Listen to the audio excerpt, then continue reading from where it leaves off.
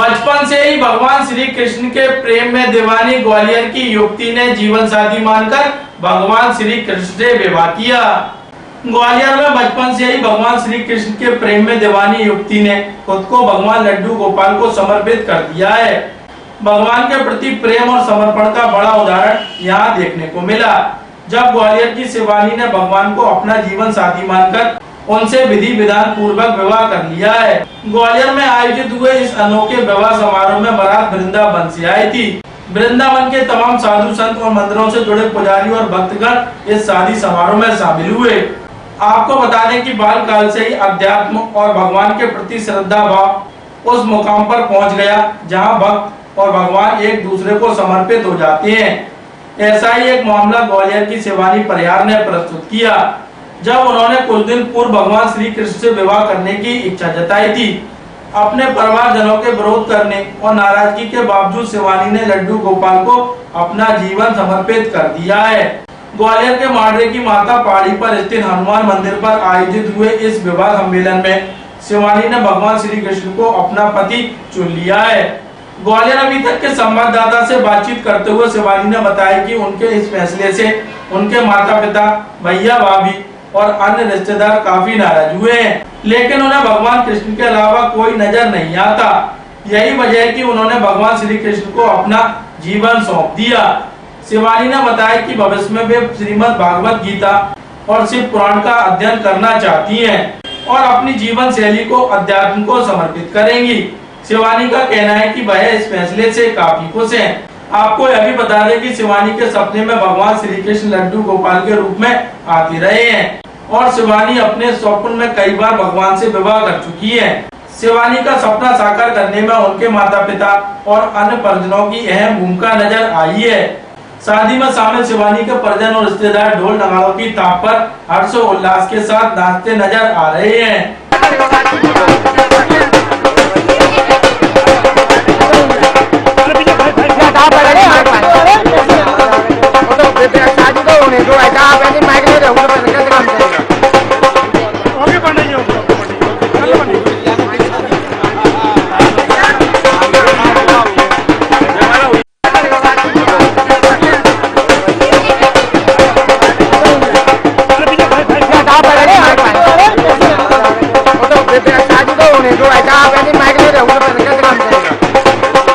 ग्वालियर अभी तक से चर्चा के दौरान दुल्हन शिवानी परिहार व रिश्तेदार कुशल शर्मा ने कहा, ख्याल तो सर अभी नील है कुछ भी नहीं है, बस खुशी बहुत ज्यादा है, मैं एक्सप्लेन नहीं कर सकती।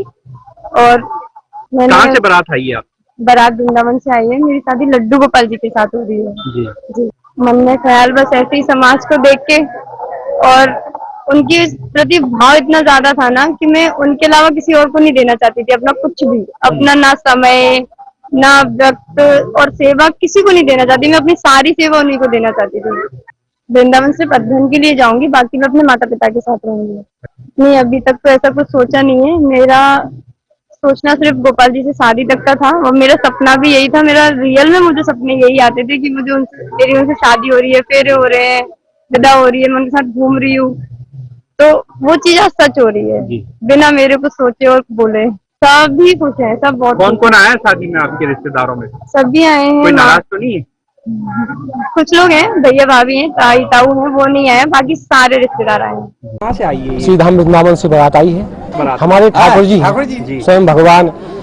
ये रहा कि कुछ समय पहले, महीने 2 महीने पहले पुरानी बात है कि बहन शिवानी जी हमारे आश्रम पर पहुंची, तो इनकी वैसे तो इन्होंने अपने गुरु जी को सुनाया, जो हमारे गुरु जी हैं, महाराज जी से दीक्षित हैं, हमारी गुरु बहन है, तो इन्होंने अपना पूरा पुराना भविष्य सुनाया कि हम 7 वर्ष से ठाकुर जी को अपना सब कुछ मान चुके हैं और उन्हीं में हमारी मन है, उन्हीं में हम अपनी पूरा जीवन व्यतीत करना चाहते हैं।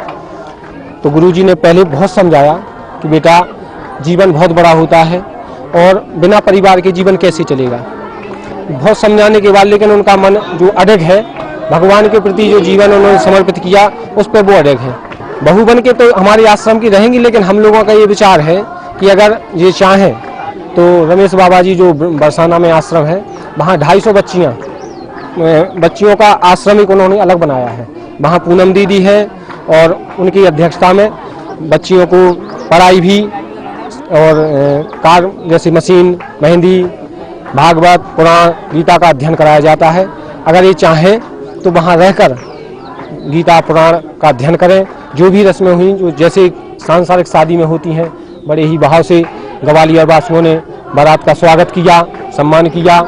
और आज देखते जा रहे हैं कि पहले भगवान का दरबार पर टीका हुआ, अब जो जैसे सांसारिक शादी होती है उसी प्रकार से बढ़िया भाबर भी पड़ेगी, चढ़ाया भी चढ़ेगा और साकोचार भी होंगे। मंत्रों के द्वारा सभी ब्राह्मण मंडली है, जैसे एक शादी होती है उसी प्रकार शादी की जाएगी। हमें इस कदम पे, दीवानी पे बहुत ज्यादा गर्व है।